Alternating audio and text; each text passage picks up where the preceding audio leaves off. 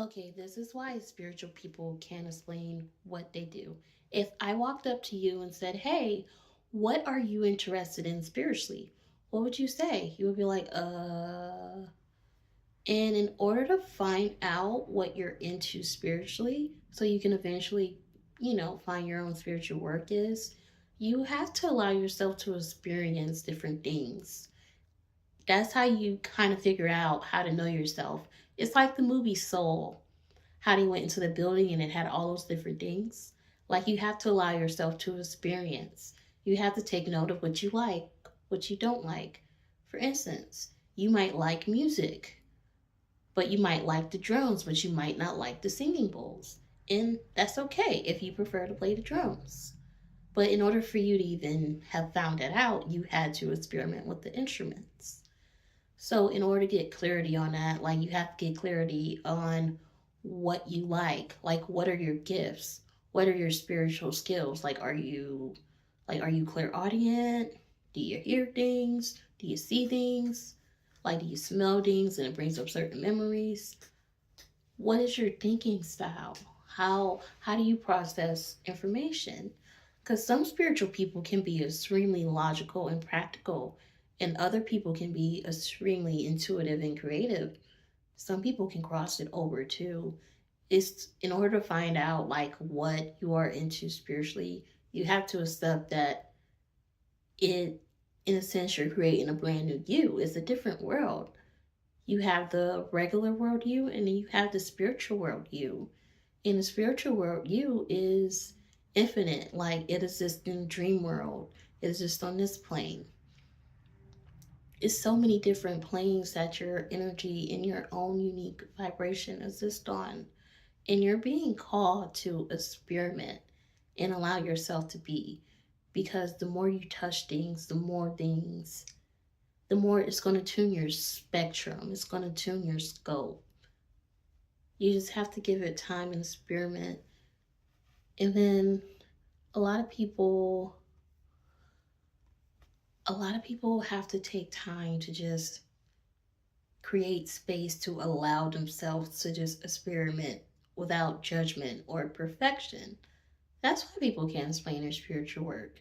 Like they just don't allow themselves to just experiment. Like you want to define yourself into one category. And so like instead of just coming up with titles like I'm a healer, I'm a channeler, I'm a psychic, I'm a whatever. You can just tell people your unique gifts.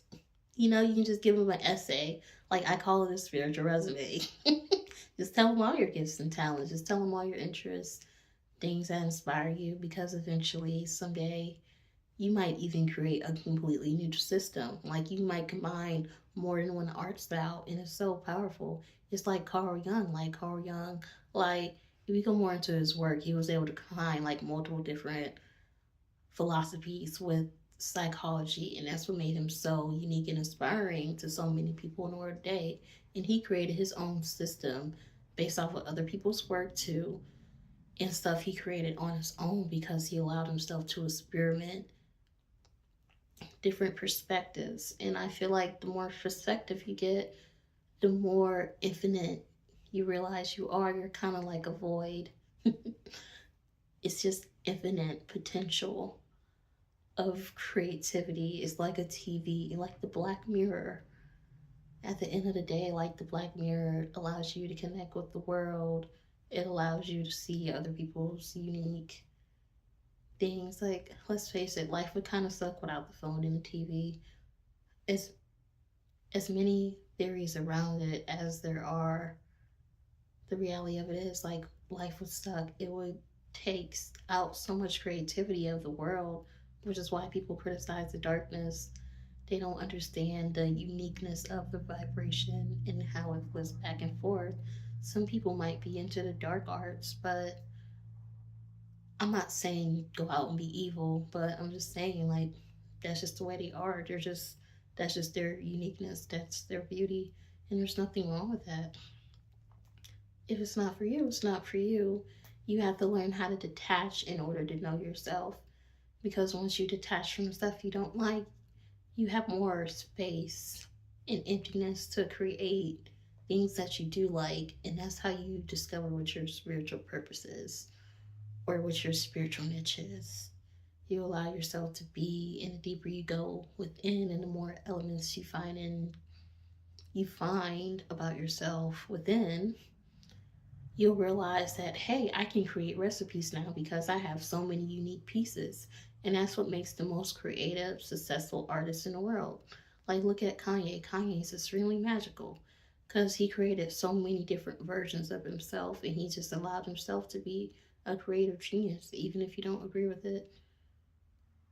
Like, name one time in history people disagreed with Kanye and he wasn't rich. Like, be for real. I just feel like that's the missing piece. I feel like that's the missing key to not to being authentic, allowing yourself to be, and understanding what your purpose is. It's just allowing yourself to connect and experiment. I feel like purpose is a garden. It's not a label. Purpose is a garden. It's not a label. That's the best way to describe it. This is why, like, we spend our entire lives trying to find out what's right for me or what do I want to call myself. Like, am I a healer? Am I a psychic? What am I? What do I represent? And the whole time, we never allow ourselves the unique experience just to be. And it's time to just allow yourself to be. Allow yourself to sample. Allow yourself to experiment. Allow yourself to be a pot of multiple ingredients. Like, no one just wants a meal with just one seasoning. Like, no, you want a whole garden on your plate. That's what makes it tasteful. That's what makes it unique. That's what makes it delicious. That's what makes it taste like it was made with love. That's what creates the uniquetivity around it. And I feel like that's just so magical. But anyway, I'm out.